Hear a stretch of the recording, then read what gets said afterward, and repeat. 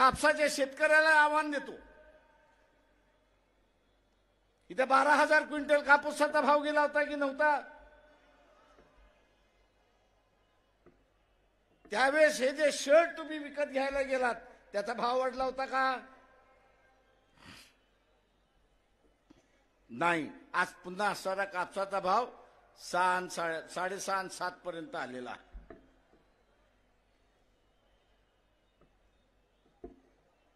आणि आज सांगितलं जातंय की आंतरराष्ट्रीय बाजारामध्ये असणारा कापसाचा भाव अस्थिर आहे आणि म्हणून आम्ही भाव इथं नियंत्रण करू शकत नाही. मान्य आहे, तुम्ही भाव नियंत्रण करू शकत नाही. पण पणन महासंघ ज्यावेळेस होतं, पणन महासंघ ज्यावेळेस होता त्यावेळेस शासन कापूस विकत घेत होता पणन महासंघाच्या वतीने. पण कापूस खरेदी करून झाल्यानंतर एप्रिल मे महिन्यामध्ये 500 रुपये क्विंटल बोनस वाटप करत होते की नाही? मी इथल्या असणाऱ्या शेतकऱ्याला आवाहन करतो की त्या काळचं सरकार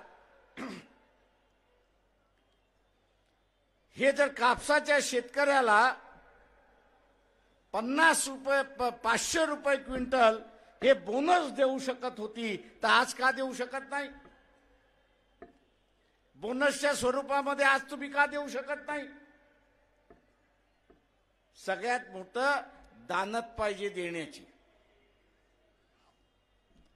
सगळ्यात मोठी जी आहे ती दानत पाहिजे त्या ठिकाणी देण्याची. पण ज्याला सत्तेवरती आपण बसवलेला आहे तो लुटारू आहे हे आपण असणारा लक्षात घ्या. तो लुटारू आहे.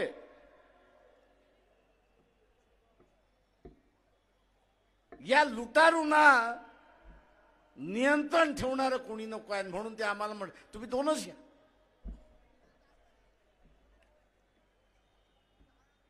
आम्ही त्यांना म्हटलं तुम्ही 2 देणार म्हणजे आम्हाला पाडून टाकणार.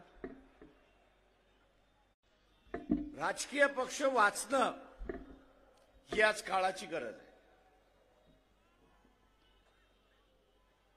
राजकीय पक्ष वाचणं ही आज सारी काळाची गरज आहे. राजकीय पक्ष वाचले तर लोकशाही वाचते. राजकीय पक्ष वाचले नाही तर